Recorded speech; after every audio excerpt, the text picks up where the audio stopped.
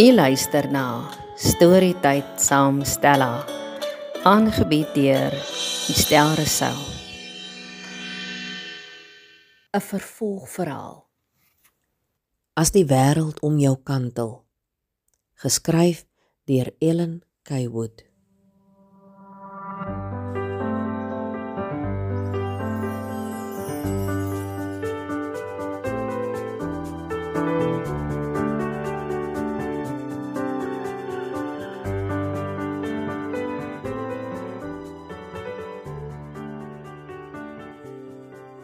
Ek hou die gesigsuitdrukkings van die matrieks wat as eregaste op stoele links voor in die saal sit, fyn dop, terwyl die res van die skool nog instap. Dit is vandag hulle afskeidseremonie, en ek is nuuskierig om te sien of hierdie matriekgroep dieselfde gaan reageer as al die ander jaargroepe voor hulle. Ek het deur die jare 3 kategorieë geïdentifiseer. Die gesigte wat skitter van opgewondenheid, omdat hulle laaste skooldag uiteindelik aangebreek het. Die gros, uitdrukkinglose gesigte, op die oog af onaangeraak deur die seremonie, en laastens die klein groepie somber hartseer gesigte van diegene vir wie die afskeid swaar is. My teorie is dat kinders wat van skooldae af emosioneel betrokke is by hulle omgewing, waarskynlik sal ontwikkel tot betrokke volwassenes en voorlopers in hulle gemeenskappe. Ek wring die pakkie sneesdoekies senuweeagtig om en om tussen my vingers. Ek het geweet, ek moet vandag voorbereid kom, want ek voel self kwesbaar. Gewoonlik kan ek myself beheer in situasies waar emosies die oorhand kan kry. Maar ek weet vandag mag moontlik anders uitdraai. Hierdie kinders weet immers al van die begin van die jaar af, vandat hulle die jaarprogram gesien het, dat vandag hulle laaste skooldag is. Hulle sien al 12 jaar lank uit na hierdie dag, kon hulle self voorberei. Maar vir my was dit anders. Nee, die einde het my onkant betrap, my ongemerk bekruip, soos een van daardie sinkgate in die omgewing wat oor baie jare heen sy weg meedoenloos en onopsigtelik na die oppervlak van die dolomietgrond wegvreet. Teen die tyd dat ek die krake opgemerk het, was dit reeds te laat. Helene Steenkamp se bloed kook waar sy oorkant die adjunkhoof sit tydens die bestuurspan se daaglikse voorskoolse vergadering. Wat bedoel jy ons moet nou al Saterdag begin met wintersport? Dis dan nou eers die begin van die atletiekseisoen. Trouwens, ek het nou net eers die dogterspan klaar opgestel na die huissport. Sy gluur hom met verdwaasde bruin oë aan. Dani Joubert skuif ongemaklik rond op sy stoel. Hy het nie sulke ewige teenstand verwag nie. Ja, maar die BL het al verlede jaar gesê, ons moet vir bemarkingsdoeleindes probeer om hierdie jaar as 'n geheel beter te vaar tydens die kampioenreeks. En die netbal is die sportsoort wat altyd die swakste vaar.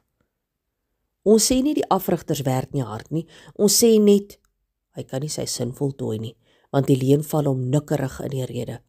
Maar dis absurd om dit so te doen. Julle gaan die onderwysers en die kinders heeltemal uitbrand. Wanneer moet hulle rus en skoolwerk doen?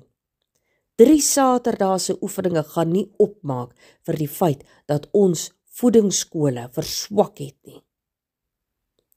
Die res van die bestuurspan kyk nie op vanaf hulle dagboeke nie. Die atmosfeer kan jy met 'n mes sny. Nie een is bereid om by hierdie netelige kwessie betrokke te raak nie. Die hoof, mevrou Pieterse, val haar in die rede voordat sy verder kan praat. Mevrou Steenkamp, ek dink nie ons moet nou hierdie situasie bespreek nie. Ons moet klaar maak met die vergadering. Ek en jy en meneer Joubert kan na die onderwyser vergadering in die registerperiode hierdie saak verder bespreek. Ek is jammer, mevrou, maar ek het dan nie tyd nie, antwoord Helene kort af. Ek moet 'n plaasvervanger gaan soek vir die onder 19 aflosspan voor môre se oefening.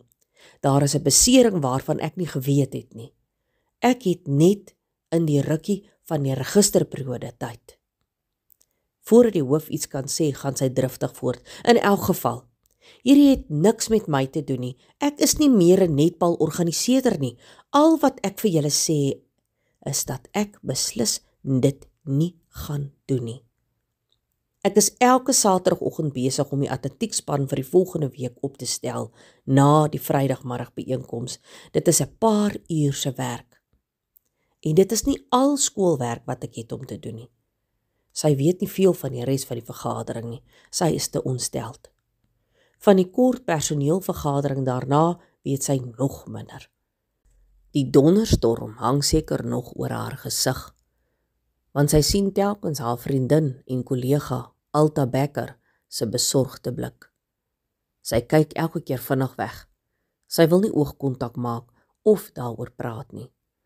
As Alta moet weet wat daar in die pouse vir al die netbalafrigters gaan sê, sal sy baie ontsteld wees.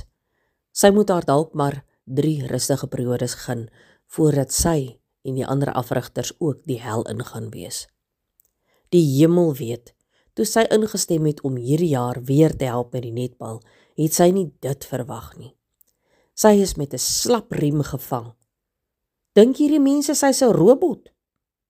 Haar kop broei terwyl sy eerste deur die saal se voorportaal stap, en sy sien nie eens die kinders raak wat in die vierkant aangetree staan en wag vir die personeel nie. Sy sluit haar kantoordeur oop en anders as altyd maak sy die deur agter haar toe. Sy is nie vandag lus vir vrolike kindergesiggies wat om die deur loer en groet as hulle verbystap nie.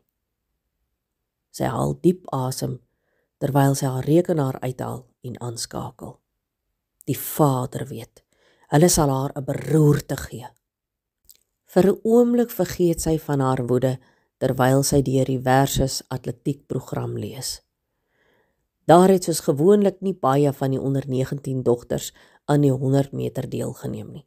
Hulle weet mos na 11 jaar wie kan en wie kan nie vinnig hardloop nie. Annelien Leroux was die nommer 4 atleet en het blykbaar gistermiddag na die graad 12 ekstra klas haar ligamente geskeur toe sy skeef getrap het op die trappe.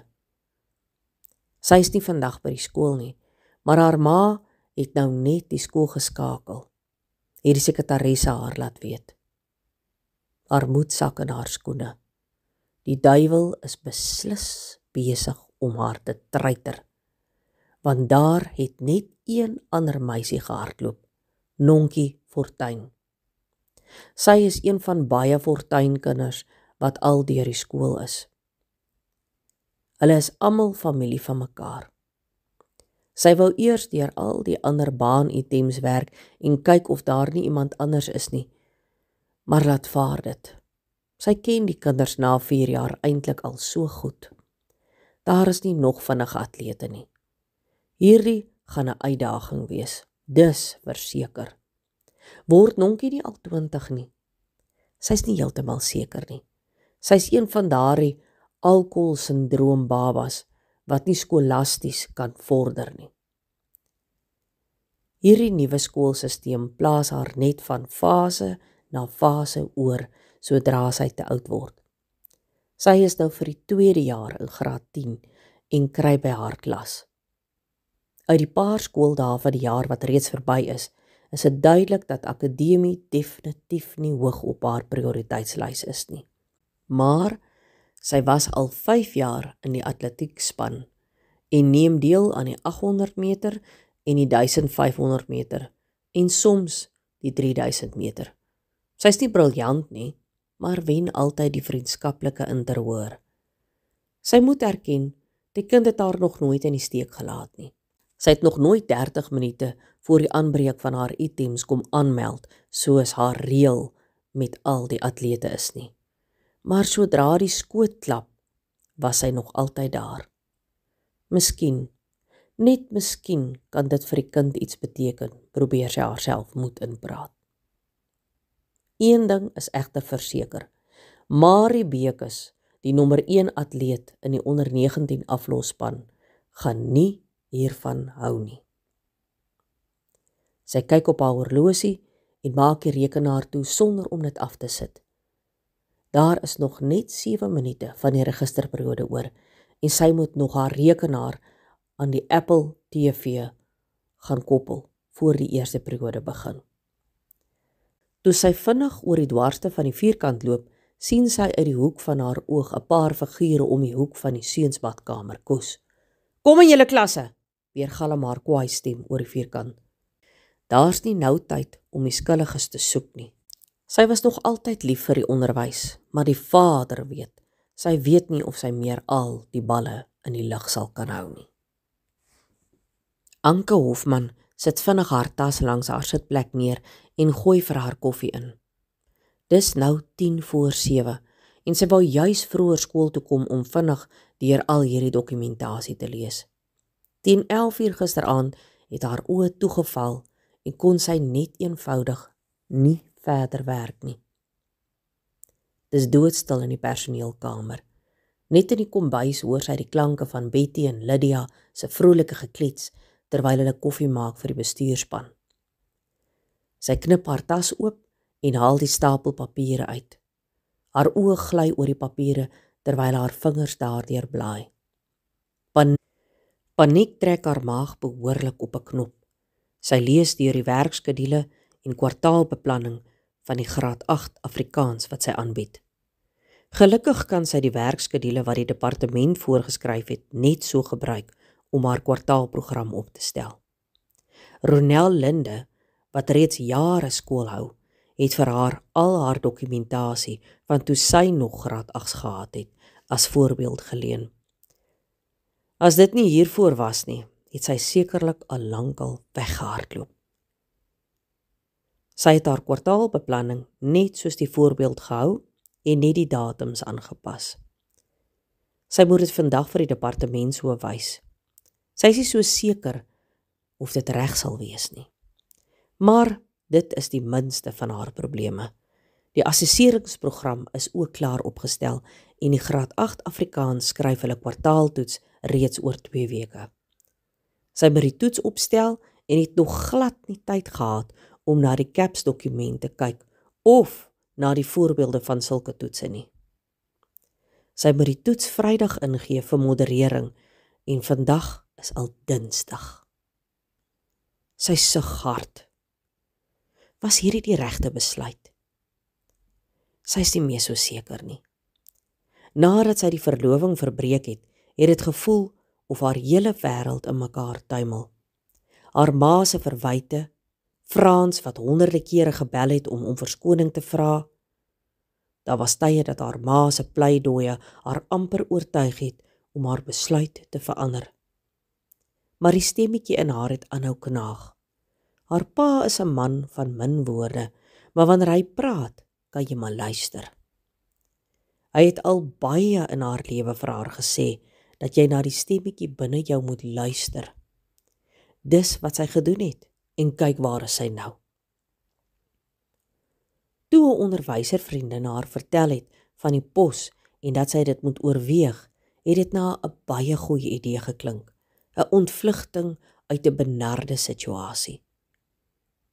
Dit ten spyte van die feit dat sy nog nooit van tevore die onderwys as 'n beroep oorweeg het nie.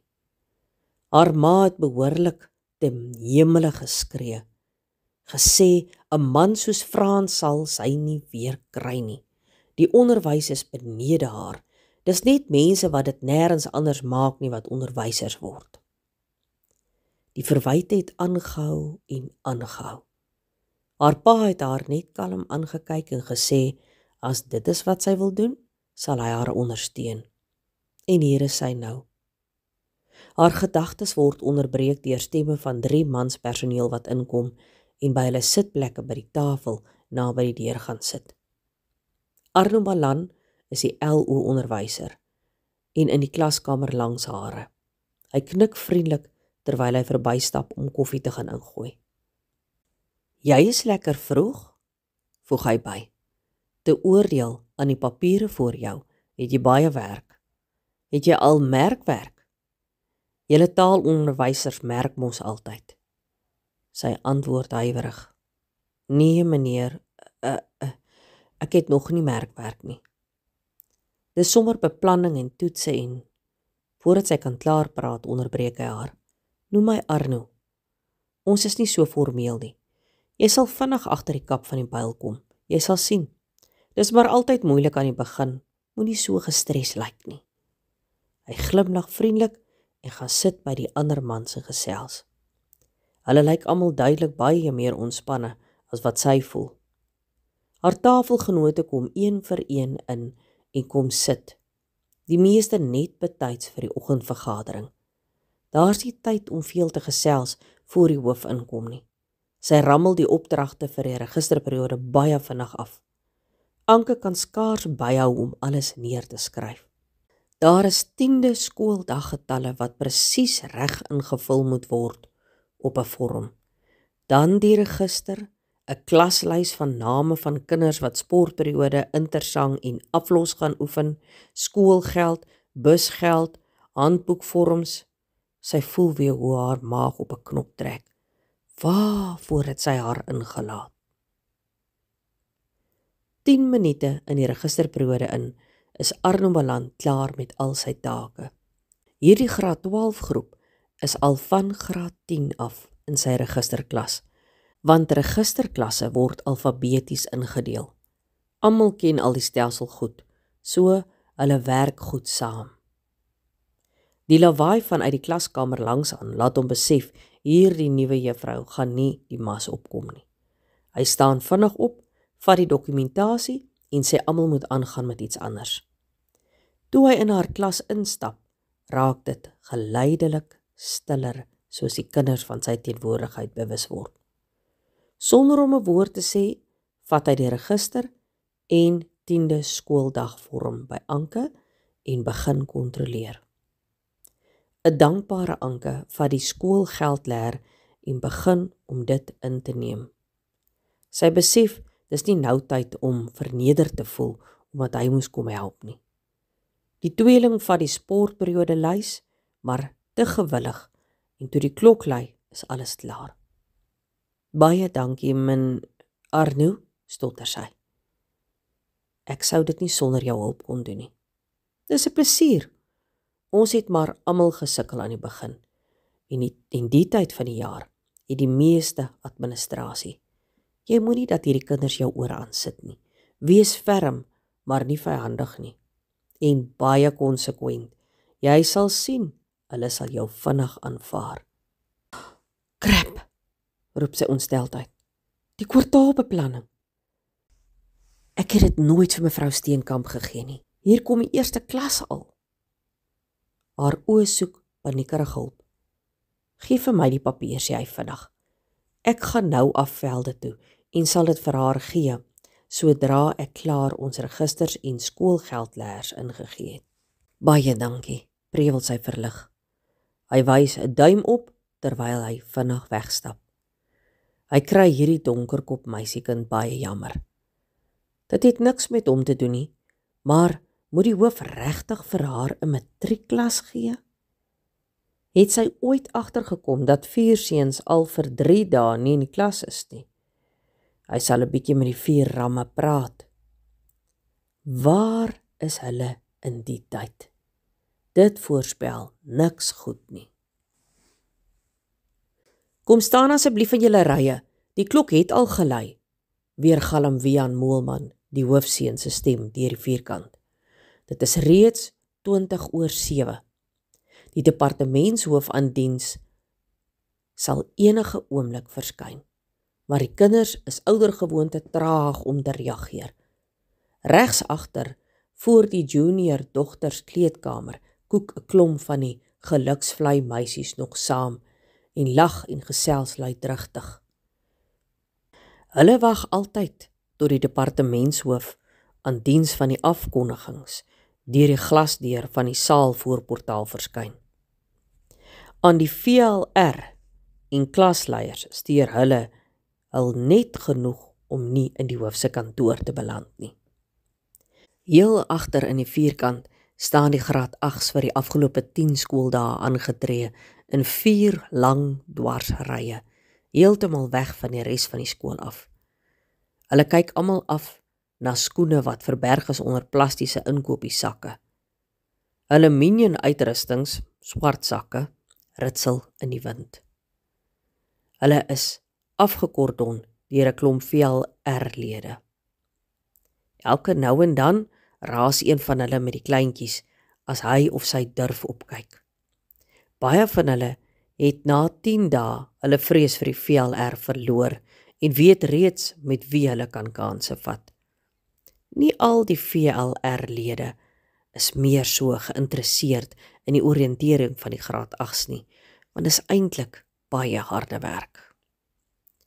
Gerrit, Willem, Marnus en Etienne maak soos gewoonlik seker dat hulle die laaste graad 12s is wat nog nie in hulle registerrye aangetree is nie. Hierdie is hulle laaste skooljaar en hulle gaan hulle beslis nie deur die VLR laat voorskryf nie. Gerrit kyk die hoofseun, Wian Moelman, leed vermakerig aan, terwyl hy en sy 3 vriende kliphard gesels en lag. Hy wens heimlik Wian wil dit waag om hom openlik oor die luidspreker aan te spreek. Hy sal hom wys wie's baas. Hy en Wian was van graad 1 af beste vriende, maar dinge het stelselmatig versuur nadat Wian aan die einde van graad 10 verkies is tot VLR en nie hy nie. Hy moet erken, dit was vir hom 'n groot teleurstelling. Hy het dadelik oorbodig en in die pad begin voel, want skielik was Wian Kwanshuis elke pouse besig.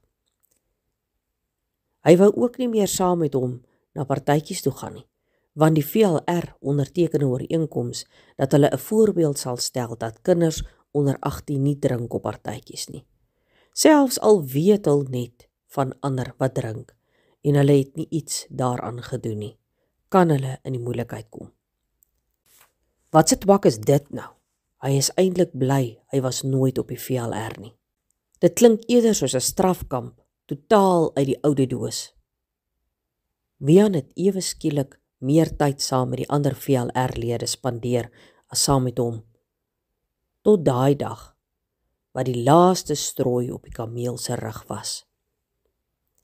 Meneer Lou verskyn deur die glasdeur en stilte daal onmiddellik oor die vierkant neer. Die viermanskap val dadelik agter in hulle registerklasry in. Lou is nie 'n man om mee skoor te soek nie. Almal wat in die intersang wil deelneem, moet hulle name nou in die registerperiode laat afmerk. Anders sal jy nie kan oefen in sportperiode nie. Al die aflosatlete moet môre oggend met hulle sportdrag skool toe kom. Kaartjies vir donderdag aand se groentjiekonsert is by enige VLR-lid beskikbaar. Willem verloor belangstelling in die res van die afkondigings toe hy Anneke Silje, die hoofdogter, voor die eerste ry graad 8s gewaar. Hy voel hoe sy ore warm word toe hulle oë vir 'n breekdeel van 'n sekonde ontmoet. Hy kyk vinnig weg. Yes, dis darm 'n smart girl daai. Hy hoop nie sy het gesien hoe hy en Marne staan en gesels nie. Hy weet nie hoekom nie, maar hy wil nie hê sy moet sleg van hom dink nie. Dis nou te laat, Bel. Almal dink dit al lankal, dink hy en glimlag wrang. Toe die skool na die afkondigings na hulle registerklasse toe vandag, drentel die 4 in die algemene rigting van die seuns kleedkamers. Hulle gaan beslis eers 'n ou enetjie neem, net so om krag vir die dag te kry. Haai ouens, dink julle daai nuwe juffroutjie gaan ons mis? Vra Etienne, toe die vierkant uiteindelik leeg is en net hulle 4 in die kleedkamer agterbly. Ag nee wat, sy is nie by nie. As sy iets vra, spin ons haar net 'n storie oor die klankspan. Sy sal nie weet nie, antwoord Marnus en blaas groot sirkels rook uit. Minute later kuier en gesels die 4 gedemp. Willem en Gerrit verdwyn by die deur uit om na hulle tasse te gaan soek. Marcus weer vinnig by die deur in. Sst, fluister Gerrit gedemp met sy vinger voor sy mond. Kom in julle klasse, bulder mevrou Steenkamp se stem oor die vierkant. Dit was nou amper, lag Willem, toe die klok minute later lui en die 4 pelle groet en in verskillende rigtings pad. Hoe vorder die gymprogram, Gerrit? Vra meneer Arno Malan na pouse vir sy talentvolle flank. Gerrit is een van die talentvolste spelers in die eerste span, maar hy is nie seker die seun se kop is aldag op die regte plek nie. Daar verskyn 'n groot glimlag op Gerrit se gesig. Dit vorder baie goed, meneer. Ek doen elke dag al 4 circuits op die preacher en ek het die weights ook swaarder gemaak. Oppas vir te veel, né? Ons wil nie beserings hê nog voor die seisoen begin nie. Ons sal Saterdag 'n bietjie werk aan die fiksheid. Dis reg, meneer, sê Gerrit vrolik, terwyl hy sy tas oor sy skouers swaai. Die ouens is baie opgewonde oor ons eerste oefening. Hulle stap saam in die rigting van die trappe nadat die klok gelui het. Net voor hulle paaie skei, vra die onderwyser vinnig: Gerrit, ek sien jy en jou 3 vriende was nie vanoggend in die registerklas nie. Waar was julle manne? Vir 'n oomblik kan Arno die huiwering in die seun se oë sien. Hy het hom duidelik onkant gevang. Ons het gou vir ou Etienne gehelp om die klanktoerusting te bære, meneer. En toe kom meneer Tron verby en vra ons moet kom help om toerusting aan te dra atletiekveld toe. Toe ons terugkom het die klok al amper gelui. Gerrit, julle manne moenie aanjaag nie, né? Moenie julle laaste skooljaar onnodig opvoeter nie. En julle moet die nuwe juffrou help. Moenie dat ek stories hoor nie, okay? Nee, nooit, meneer, sê Gerrit net te vinnig. Ons sal die moeilikheid maak nie, regtig. Dis goed so. Stap nou gou, anders gaan jy laat wees vir jou volgende klas. Is reg, meneer. Totsiens, meneer, groet Gerrit en draai weg. Wat die hel? Hoe het ouma Land dit uitgevind? Hy sal vir die ander moet sê, hulle sal vir eers 'n dag of wat die registerperiode moet bywoon. Hy wil nie by die rugby afrigter in die moeilikheid kom nie. Dis nou jammer. Hulle sal maar pouse 'n dampie moet gaan vat agter die huishoudkunde klas of agter die netbalbane. Anke sit teen 3 uur agter haar ou skoollesenaartjie wat haar pa die vorige naweek vir haar aangery het van die huis af. Toe sy hoor dat sy die pos gekry het sy en haar pa op die internet gesoek en uiteindelik besluit op hierdie gerieflike 2-slaapkamer woonstel. Sy was eers baie gekant daarteen, want dit is 'n pragtige nuwe plek in 'n veilige kompleks naby die skool. Sy het geweet sy sal dit nooit met haar klein salarisie kan bekostig nie, en nou gaan haar pa haar moet help om die huur te betaal.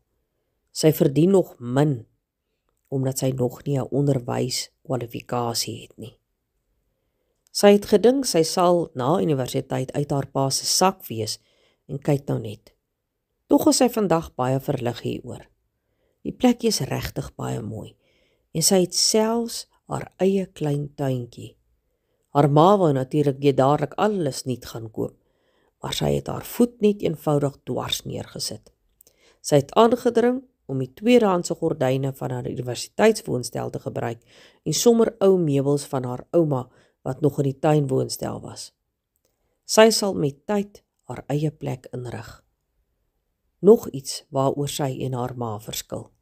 Dit voel vir haar of hulle die laaste tyd net beklei. Die hoof het tydens die onderhoud gevra of sy bereid sal wees om NGO's te doen. Dit is 'n 2-jaar kursus en sy het besluit om dit na uurs aan die NWU te doen. Sy sal die universiteit moet kontak om seker te maak of sy nog kan inskryf. Hoe vinniger sy dit doen, hoe vinniger kan sy op haar eie voete staan. Waar gaan sy dit op haar program inpas? Sy weet regtig nie. Maar sy kan nie nou al handdoek ingooi nie. Sy kan nie haar ma reg bewys nie. Sy kyk op haar oorlosie en sug. Daar is nog 'n uur voor Ilse Havenga haar kom oplaai en sy het nog niks gevorder met die kwartaaltoets nie. Sy het probeer om die CAPS dokument deur te lees, maar dit gaan 'n ewigheid neem. Miskien moet sy net eers kyk na die voorbeeld van verlede jaar se eerste kwartaaltoets en dit net so doen. Dis daarom net 30 punte. Dit kan daarom seker nie te lank vat nie. Sy sug weer. Sy's regtig nie nou lus om vir Ilse te gaan help nie. Maar die se benoude gesig het so opgehelder toe sy hoor Anke was 'n dirigent op skool. Kon sy nie maar net haar mond gehou het nie. Ilse moet in 3 weke die dirigente kies, afrig volgens 'n tema en vir hulle uitrustings kry. Toe sy tydens die onderwyser ken mekaar die gesprek gehoor het en vertel het van die oulike plek met kostuums in die stad, wou Ilse dadelik weet hoe sy daarvan weet. Voor sy haar oë kon uitvee, het sy vrywillig aangebied om Ilse te help. Nou weet sy werklik nie waar sy die tyd gaan kry nie. Sy het nie geweet daar so baie administratiewe en akademiese werk nie. Hulle gaan na een van die ander personeel se huis toe vanmiddag om die tema en die sang te beplan. Sy wonder hoe lank dit gaan neem. Hierdie toets moet nou klaar. Die kersie op die koek was natuurlik toe sy eerste pouse in die adjunkhoof se kantoor gehoor het, haar enigste buitemuurse aktiwiteit gaan wees om 'n skaduafrigter by die onder 16 netbalspanne te wees. Sy weet nog nie presies wat dit gaan behels nie, maar sy moet hierdie Saterdagoggend 8:00 by die skool wees. Intussen is almal elke Vrydag betrokke by die middag-aand atletiekbyeenkomste. Atletiek is nie sleg nie. Sy het nie besef sy gaan so besig wees nie. Sy sug weer en probeer vir die soveelste keer konsentreer op die toets voor haar. Helene staan voor die stoof en flans vinnig ietsie saam vir aandete. Gelukkig is haar man nog in die buiteland en hoef sy nie kos te kook nie. Hy is die laaste paar jaar dikwels in die buiteland vir besigheid.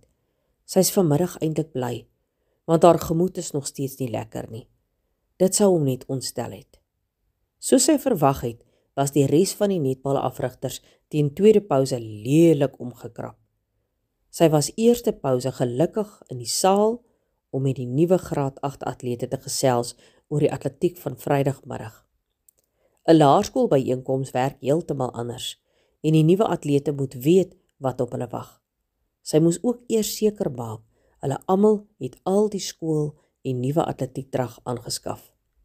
Alta was omtrent ontstoke en het haar ingelig, die spanne moet Saterdag met ligte oefeninge begin. Behalwe die onder 14s, hulle gaan op 'n kerkkamp.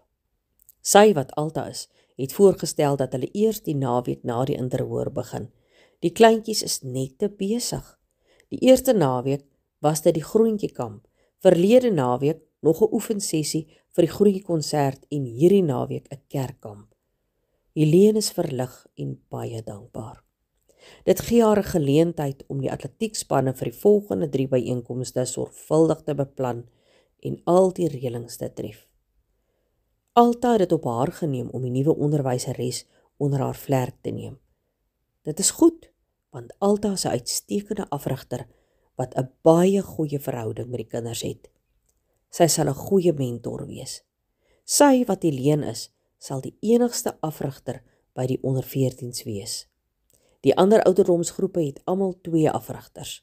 Dit pla haar nie, want sy is baie ervare. Alta sal sorg dat sy 'n naamlys van al die meisies kry wat wil netbal speel. Al gaan die Saterdagoefeninge haar nie so kwaai raak nie, is sy nog steeds kwaad. Eintlik voel sy of die hoof en Dani haar in die rug gesteek het. Toe sy 3 jaar gelede bedank het as netbalorganiseerder en verduidelik het, haar program is te vol, het hulle 3 'n lang gesprek oor die skool se netbal gehad. Sy het verduidelik, die skool het eintlik nou net 2 voedingsskole oor, aangesien die een skool glad nie eers meer in 'n liga speel nie.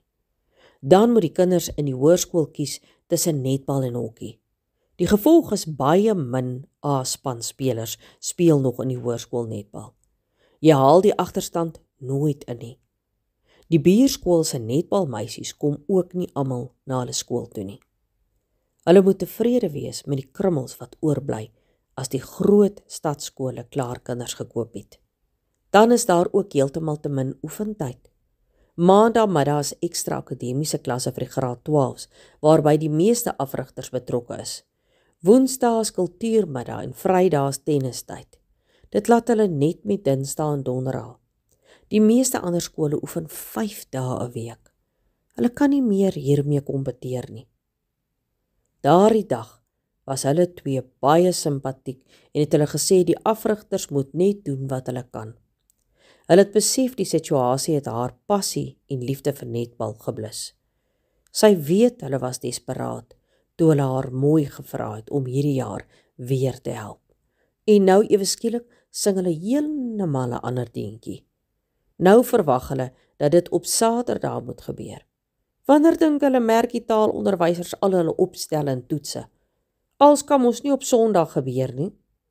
Maar as sy heeltemal eerlik met haarself moet wees, weet sy waar die wortel van die kwaad vandaan kom.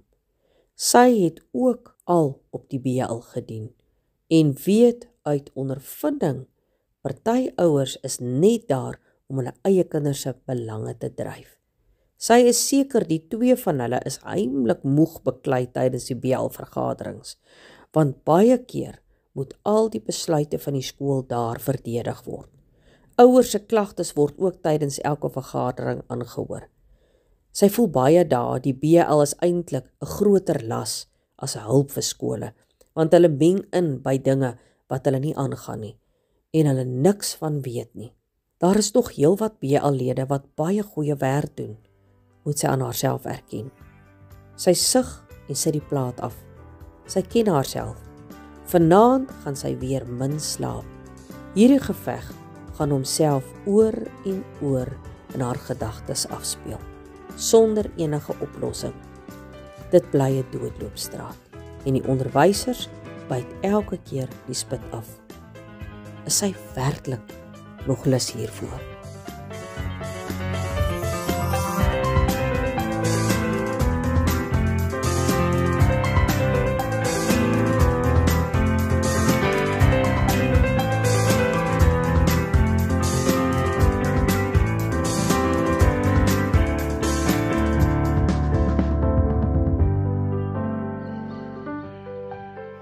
Skakel gerus môre weer in vir die volgende deel van hierdie verhaal.